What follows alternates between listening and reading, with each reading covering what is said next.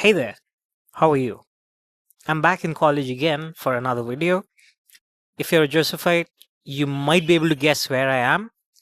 But today is open day, which means no classes, which means I have the time to make a video.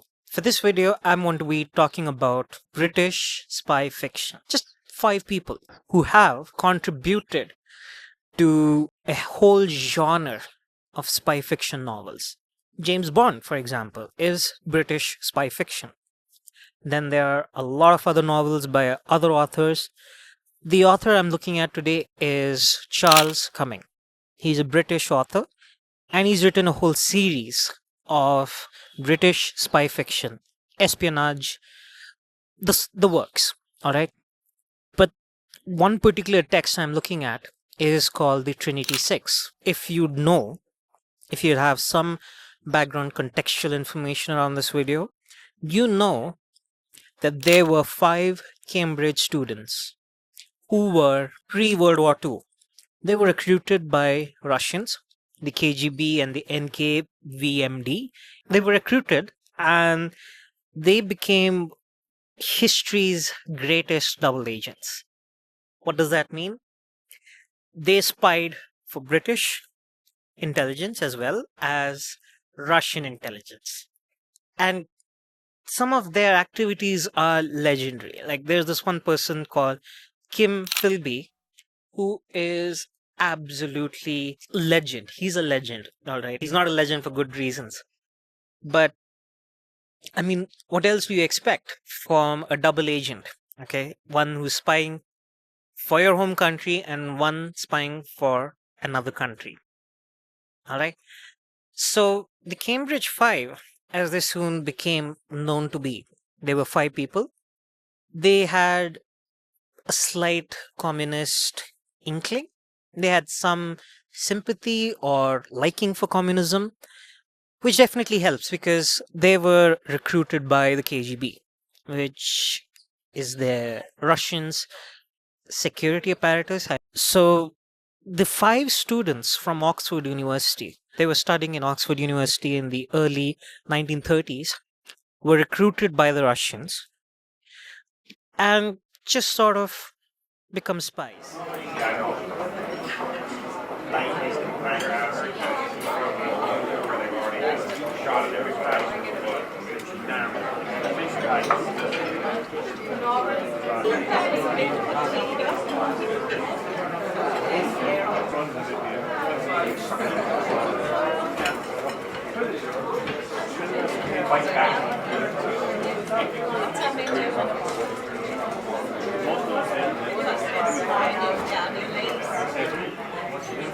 Some of the battles of intelligence, like intelligence superiority, which side had the most intelligence, which side has the most, you know, material to cause a scandal or whatnot, was the side that was powerful. All right. Now, why am I talking about this in this video? It's because in the past month, I think it's been a month since I've joined my master's in English, there's been a renewed sense of reflection on my work. And I just realized my work, my book, Blinded by My Dreams, is not science fiction, at least not in the strictest sense. It does have a few sci-fi tropes, but it is not the main objective. The main objective or the main narrative of my book is spy fiction. Indian spy fiction, if you'd like. Bangalore spy fiction. Karnataka spy fiction. I don't know. You can just categorize it so much more. All right. And there's also a theme of espionage, which, if you look at a lot of the books available today, nothing is purely simple one narrative. Nothing is just purely spy fiction. Nothing is just purely science fiction. There's always another subplot. And for me, if you've read my book, you can sense that there's a hint of espionage as well. So some of my classes in my literature course have really helped me, in a sense, reevaluate my work and also give me an enhanced clarity of wear my allegiance, if you will, to a particular narrative style. My comfort in writing is in spy fiction. Now, of course, I know I made a couple of videos. I'll attach one here which said, okay, yeah, this channel is just going to be about science fiction. If you're in it, join. If you are not in it, leave. That was the sort of message that could have been construed from my video. I'll just attach it here. Yeah, I think that my interests have really shifted. Again, it's not to say that my interest won't shift from spy fiction.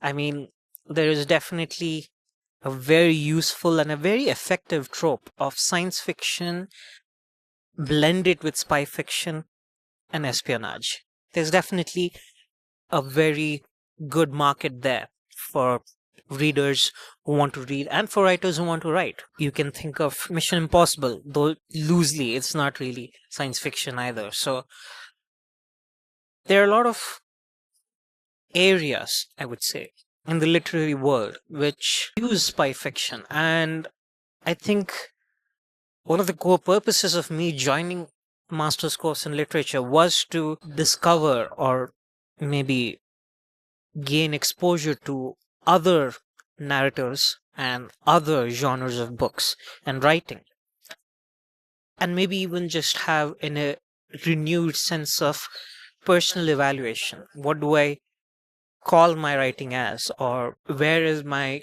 heading towards with my writing? But as I did say, that my videos are on this channel especially are just about me discovering something new about literature or the literary world, and maybe even writing something about it, and finally becoming a best-selling author someday. How could you use these videos?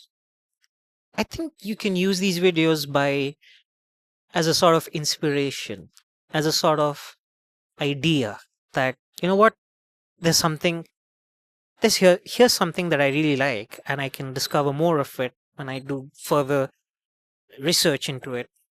But yes, I gained my inspiration from novelists to these channel.